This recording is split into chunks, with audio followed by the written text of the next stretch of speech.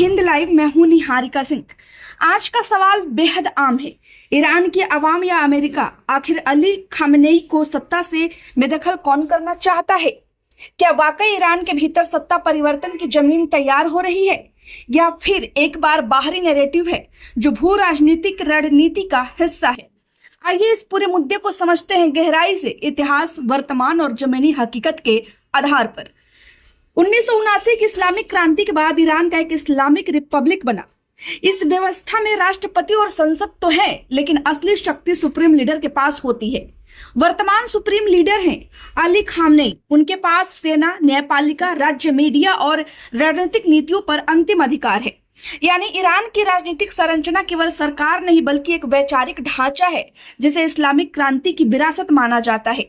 यह तस्वीर जटिल है। ईरान में पिछले कुछ वर्षों में विरोध प्रदर्शन हुए, खासकर 2022-23 के बाद, जब सामाजिक पाबंदियों, महंगाई और बेरोजगारी को लेकर युवाओं में गुस्सा बढ़ा।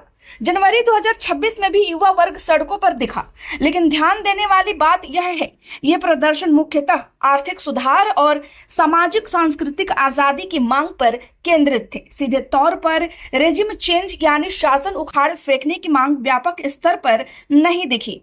ईरान के ग्रामीण और पारंपरिक इलाकों में अब भी इस्लामिक रिपब्लिक के प्रति समर्थन मौजूद है। हाल ही में ईरान ने इस्लामिक क्रांति की 47वीं वर्षगांठ मनाई। सड़कों पर उतरी भीड़ ने संकेत दिया कि व्यवस्था के प्रति एक बड़ा वर्ग अभी भी प्रतिबद्ध है। डोनाल्ड ट्रंप ने ईरान में मानवाधिकार और लोकतंत्र की बात उठाई है। साथ ही अरब सागर में अमेरिकी सैन्य तैनाती बढ़ाई गई है। लेकिन सवाल उठता है, क्या यह सचमुच ईरानी जनता के हित में है, या फिर पश्चिम एशिया में राजनीतिक दबाव बनाने की नीति? अतीत में अमेरिका ने अफगानिस्तान, ईरान, सीरिया में हस्तक्षेप किया और परिणाम क्या हुआ? राजनीतिक अस्थिरता, गृह युद्ध और लंबा संकट। ईरान की जनता यह इतिहास मान जानती है, इसलिए वहां अमेरिका के प्रति आत्म अविश्वास और गुस्सा दोनों मौजूद है। ईरान की राजनीतिक और सैन्य संरचना बेहद संगठित है। रिवोल्यूशनरी गार्ड जैसे संस्थान सत्ता ढांचे को मजबूत बनाए रखते हैं। आर्थिक प्रतिबंधों ने जनता को जरूर प्रभावित किया है, लेकिन इन प्रतिबंधों का एक उल्टा असर भी हुआ। उन्होंने राष्ट्रवाद की भावना को मजबूत किया। जब बाहरी दबाव बढ़ता है तो आंतरिक मतभेद अक्सर पीछे चले जाते हैं।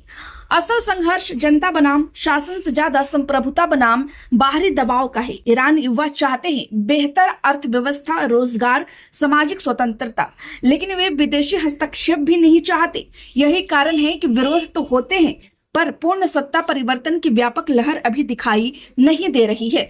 ये सवाल खामेनेई को सत्ता से बेदखल कौन करना चाहता है? ईरान की जनता व्यापक स्तर पर नहीं, वे सुधार चाहती है, उथल पुथल नहीं। अमेरिका रणनीतिक रूप से दबाव जरूर बना रहा है। रेजिम चेंज भी भाषा भी इस्तेमाल हो रही है, लेकिन फिलहाल जमीन पर तस्वीर यह है कि ईरान की राजनीतिक संरचना कायम है। असंतोष मौजूद है, लेकिन संगठित सत्ता परिवर्तन की लहर अभी मौजूद नहीं दिखती। ईरान एक ऐसा देश है जहां राजनीतिक केवल सत्ता नहीं, विचारधारा भी है, और जब तक वह वैचारिक ढांचा मौजूद है तब तक अचानक परिवर्तन की संभावना सीमित रहती है।